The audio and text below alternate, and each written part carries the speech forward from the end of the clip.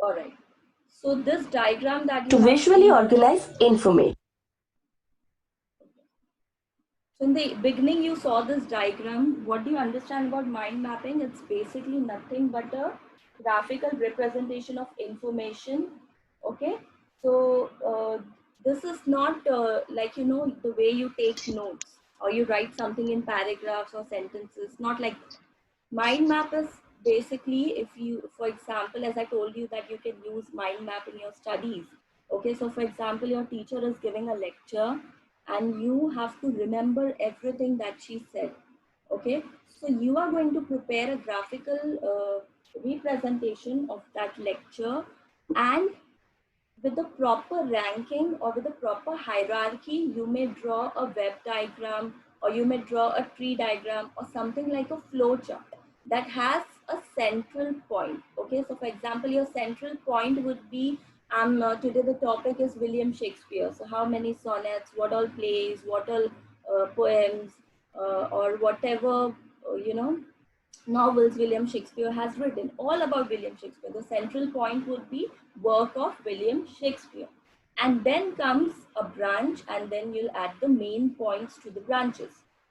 Okay, so here in the main points, you would write about, you know, the sonnets of William Shakespeare, then the plays William Shakespeare has written, other works of William Shakespeare. That becomes your main point. So remember, the central point is nothing but your main idea about mind mapping. Okay, your topic, and then you add the main points, and after that the sub points. So for example, your central point is William Shakespeare, your main point is the sonnet of William Shakespeare, and here you name the sonnets in the sub points.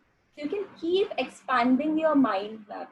Okay, and this is how you can remember the information shared to you. So you can use this for your studies, to prepare your planner, to get prepared for your examination, whatever in life. If there is a lot of information that you have to remember, you can make use of this mind map. Okay, so I hope you all understood this. Then further, The central that contains I had classified the same information into, you know, as in this mind map, I have given you the example of different types of food. So this becomes my central idea.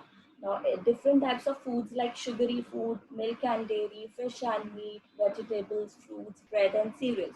These are all the different types of food. Okay.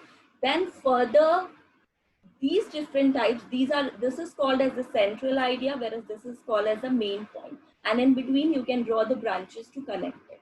Okay, and after this main points, you draw the sub points, or the, you know, you make sub branches, and then you add the sub points of that is related to these main points. Okay, so further we have expanded the same thing into different categories of food. Okay, so this I have already explained you. These are your main points: sugary food, breads and cereals, seafood and meat, fruits, vegetables. Okay, these are all the categories of food. And then you will further expand it into the, you'll explain the types of sugary foods, that is cookie, beverages, cake. Okay, if I talk about milk and dairy, it's cottage cheese, yogurt, butter. So like this. Understood? So students, mind map is basically a representation of what it is, a graphical representation of information. Okay, so this is nothing. You know, it's not like note taking. You are not supposed to write sentences and paragraphs, but you are going to create a graph. Okay, so the central point is important, then the sub points, and then the central point, the main point, and then the sub points. Okay, so this should appear like a web. Okay, and remember that we follow a ranking in this. There is a proper hierarchy that we follow in mind mapping. Okay, so it is nothing but a graphical representation of information. Okay, and it is a hierarchical, and hierarchical as in we write the terms with proper ranking. Okay, so we basically align the information as per their occurrence, means according to the importance or status of that particular terms. So we show the relationship among the various elements. Okay, And mind mapping is also very useful. It's a useful way of transmission of information into your brain. So whatever you think into your brain, you just jot it down. While you used to write your writing skills in class 11th, I used to tell you that please prepare a rough draft about what points are you going to include in your writing skills. This what I was talking about, that you can prepare a rough draft of a mind map. Okay, for example, you are writing expansion of idea and you write the central topic in the center, and then you start jotting down the main points that you're going to add into it, and then further examples that related to the main points that you're going to add in your expansion of idea. So this will give you a proper writing skill material, or your writing skill will begin in a proper manner, it will end, it will be concluded in a proper way. So this is called as a proper planning. So this is how you can draft, okay, using a mind map. Okay, and what are the points to remember while making a mind map, students?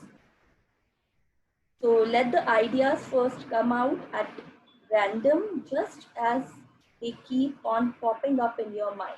Okay, so first to prepare a rough draft. Okay, for this mind map in your examination, you'll be getting an extract. Okay, just like you used to get an extract for note making. But note making में क्या होता था, आपको एक table मिलता था और आपको वो टेबल के अंदर ऑलरेडी टैबुलेट फॉर्म में आपको ब्लैंक्स मिलते थे और आप उसको सिर्फ फिलअप करते थे एक्सट्रैक्ट को रीड करके. But here you are not gonna do like that. Here you will be getting an extract, okay, that is a piece of information, and this information you will transform it into a graphical representation like a web diagram, or you know in a form of a flow chart. It depends on the information, okay, how you are going to expand it. Clear? So what are the points to remember? That the main idea that is in center, whatever is your topic, that is your main idea, is crystallized in the center and radiates from there as branches. So these are all your branches. Okay, after the central idea comes your main point, and after the main point comes the sub points. All right. So each brand contains a key idea. Remember that whatever information you're going to write over here, it won't be in a sentences. Obviously, I taught you for the web diagram as well. In poem, you get a web diagram of 2 marks. I always keep on telling you students, write in keywords, write in keywords. Obviously, when you make a diagram, you make a presentation in a graphical manner, obviously you cannot, pen down so many information into one particular bar. Okay, so you cannot put so much of information into this small block. So this has to be in a keyword. So be very particular about it. So obviously you'll be making use of keywords. So each branch contains a key idea, the central main concept, the central idea, then the main topic. Everything should be written in keywords.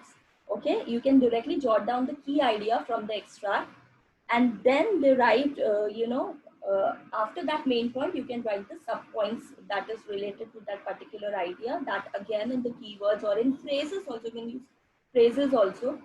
Okay, depends on the information. And remember that the branches form a connected nodal structure. So everything should seem like a connected picture. Okay, and remember, like what can you draw as a mind map? It has to be a web diagram. It should be something like a tree diagram, or it could be a flow chart where you can, keep adding something to the central idea or the central point. Okay, so everything has to be connected. You have to draw the branches and show the connection. So you cannot make it in in graph like a statistics or something like that. No, but obviously it has to be something like a web. So I think the concept is quite clear after looking at these examples. So before I, talk about expansion or anything further about this mind mapping, let me just take your doubt.